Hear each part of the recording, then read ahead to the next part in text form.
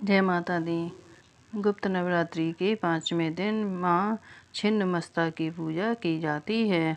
छिन्नमस्ता माता को माँ पार्वती का स्वरूप माना जाता है, जो कि काफ़ी उग्र रूप में रहती हैं।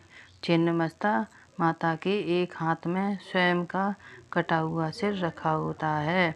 माँ के इस रूप की सच्ची श्रद्धा से उपासना करने से भक्तों की सभी मनोकामनाएं पूर्ण होती हैं। जीवन के सभी कष्टों का निवारण होता है। चलिए सुनते हैं माँ छिन्नमस्ता की कथा।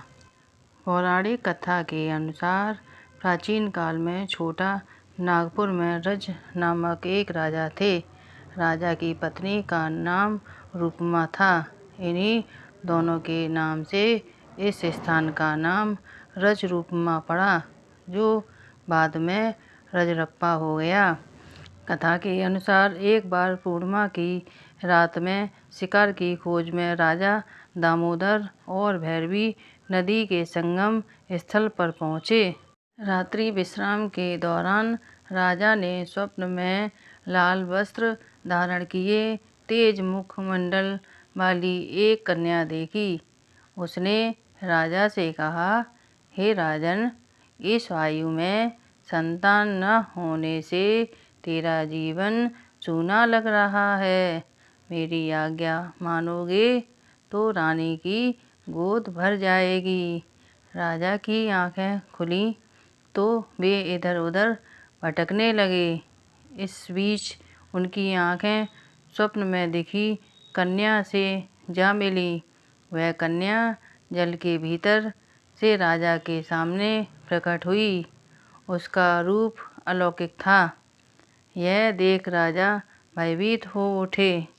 राजा को देखकर वह कन्या कहने लगी, हे राजन, मैं छिन्नमस्तिके देवी हूँ।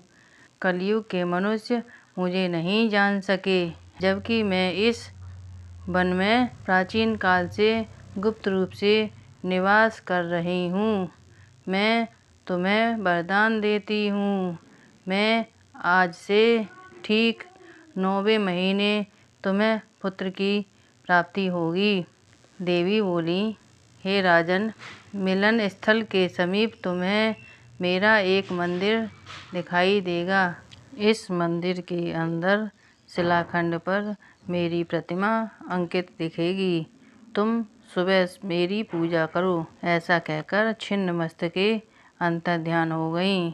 इसके बाद से ही यह पवित्र तीर्थ रजरप्पा के रूप में विख्यात हो गया। माँ छिन्नमस्तिका की उत्पत्ति की कथा। पौराणिक कथा के अनुसार एक समय की बात है, माँ भगवती अपनी सहचरियों के संग मंदाकिनी नदी में स्नान ध्यान कर रही थीं। उसी समय माता की सहचरियों को तीव्र गति से भूख लगी। बढ़ती भूख की पीड़ा के चलते माता की दोनों सहचरियों का चेहरा मलिन पड़ गया।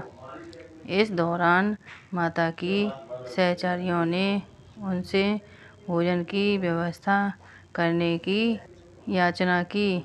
सहचरियों की याचना को सुनकर माता ने कहा, सखियों, आप थोड़ा धैर्य रखो।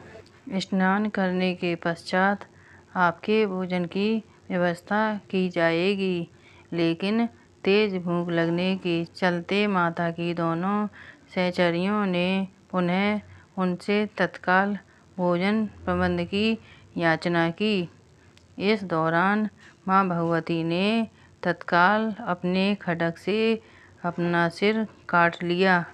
तत्क्षण माँ भगवती का कटा सिर उनके बाएं हाथ में आ गिरा। इससे रक्त की 3 धाराएं निकलीं। 2 धाराओं से सहचरियों का आहार ग्रहण करने लगीं। वहीं तीसरी रक्त धारा से माँ स्वयं रक्तपान करने लगीं। बताया जाता है कि उसी समय माँ छिन्नमस्तिका का प्रादुर्भाव हुआ। जय माता दी। वीडियो अच्छा लगे तो वीडियो को लाइक करें और चैनल को सब्सक्राइब करें।